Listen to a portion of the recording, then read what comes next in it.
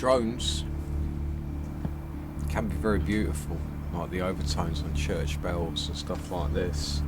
And you know, drone music, music concrete.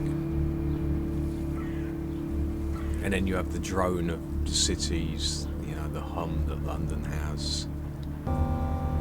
Yeah, it's that point where you don't know where the sound's ending and when it's beginning. It's just a continuous thing.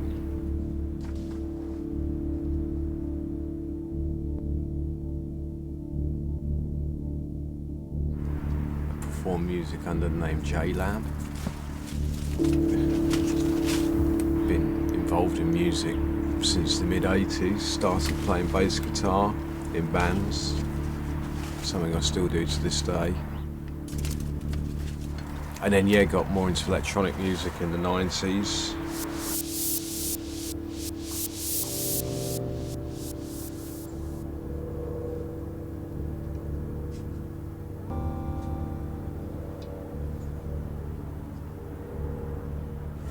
A 100 years ago, that was the 1920s, yeah. The roaring 20s, well.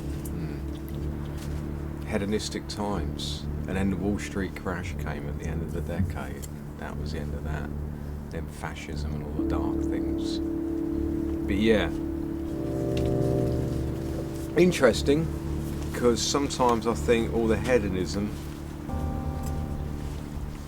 masks the fact that the political systems were struggling a bit after the First World War.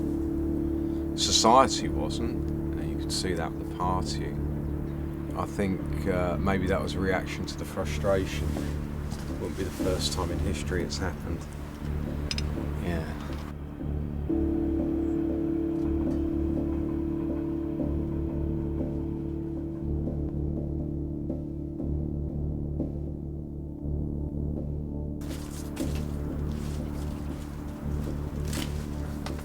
Pandemic, lockdown, closure of the economy. Weren't expecting that.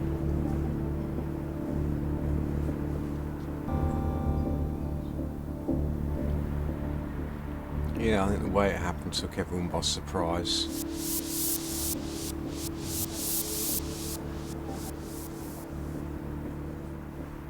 Massive adjustments for some people. I think it's going to be a decade of upheaval. I know that.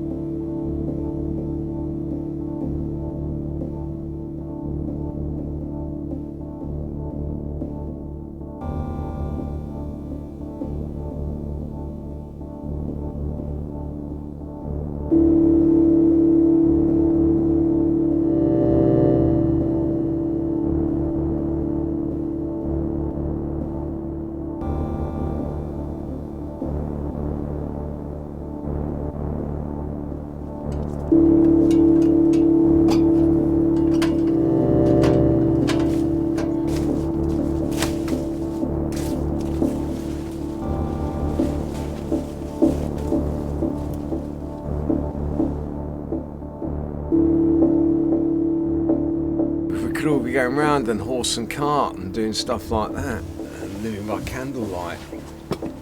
It could be some sort of William Gibson dystopia.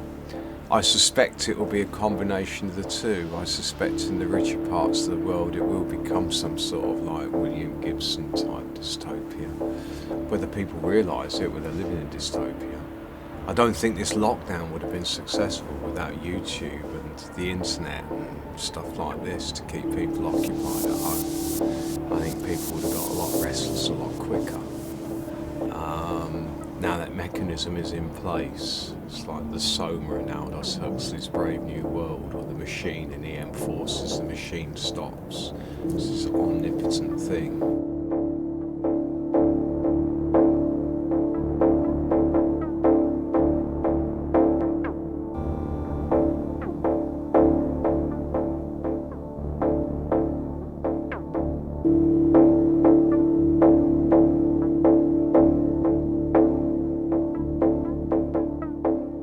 There's constraints on energy consumption. We've reached the limit of what's available. Lockdown's been very convenient in conserving vast amounts of the most important fuels that society needs to continue working, which is kerosene, bunker oil and diesel. That has been on the cards for a long time, and that will continue to play out. But you never see that as a direct thing. It always manifests itself, the energy issue, in other ways, in wars and, you know, the propping ups of dictators or of colour-coded revolutions, whatever it takes to secure a nation's energy supply. You know, the whole Iraq war in 2003 was about all that. Certain nations don't have a lot of energy. You know, Great Britain is just blowing all its bargaining chips right at the time when it needs them most by leaving the EU.